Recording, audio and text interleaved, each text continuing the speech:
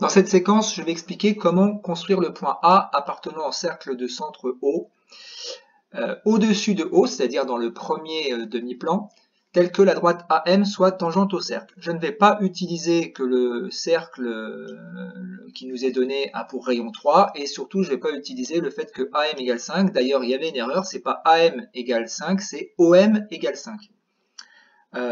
Voilà. Donc, premier renseignement que je vais utiliser, c'est que le point A appartient au cercle et que la droite AM est tangente au cercle en A.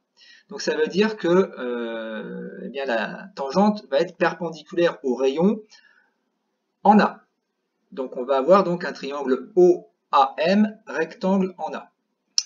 Voilà. Et donc comment est-ce que je vais construire ce triangle rectangle OAM rectangle en A? En utilisant le théorème vu en quatrième, le théorème TRCC, qu'on a revu donc, dans le deuxième chapitre de seconde, géométrie plane.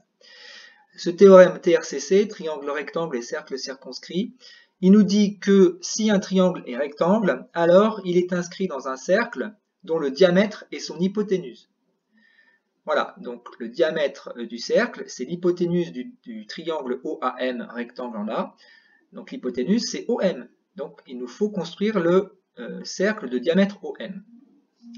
Avec ici GeoGebra, je peux créer un cercle par centre donné et passant par un point donné, ou je peux construire un cercle par centre donné et rayon donné. Donc dans tous les cas, il me faut le centre du cercle. Donc le centre du cercle, c'est donc le milieu du segment OM. Donc je vais non pas le placer, mais je vais le construire. Voilà, donc ici, je construis le milieu en cliquant sur O et sur M. Voilà, et donc je construis le milieu du segment OM. Voilà, hop, j'ai construit le point I, milieu de OM. J'ai plus qu'à construire le cercle de centre I, passant par M ou passant par O. Voilà, donc cercle par centre et point. Donc cercle, je clique sur le centre I, et passant par le point O ou passant par le point M, c'est pareil. Et voilà, donc le point A est à l'intersection des deux cercles. Alors je ne le place pas le point, on me demande de le construire. Donc je le construis comme étant l'intersection de cette première entité et de cette deuxième entité.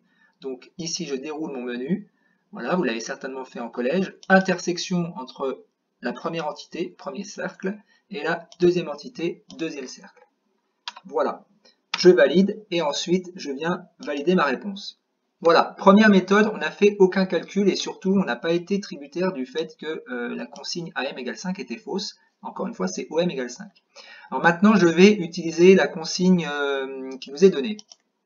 Je vais faire une deuxième construction. Alors, donc je reprends la séquence.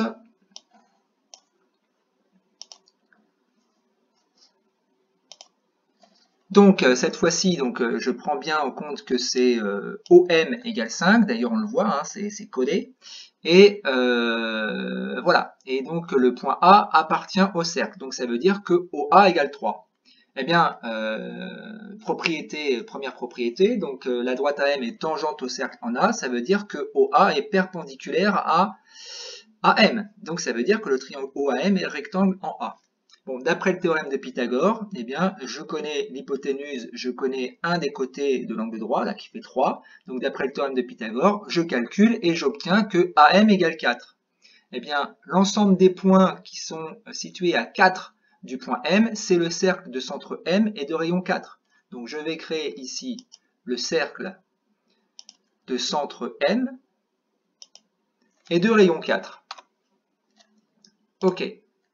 Et ensuite, toujours pareil, je viens non pas placer le point, mais créer le point comme étant l'intersection du premier cercle et du deuxième cercle. Ici, je nomme l'intersection le point A. Voilà, et je valide ma réponse. Et voilà, cette séquence est terminée.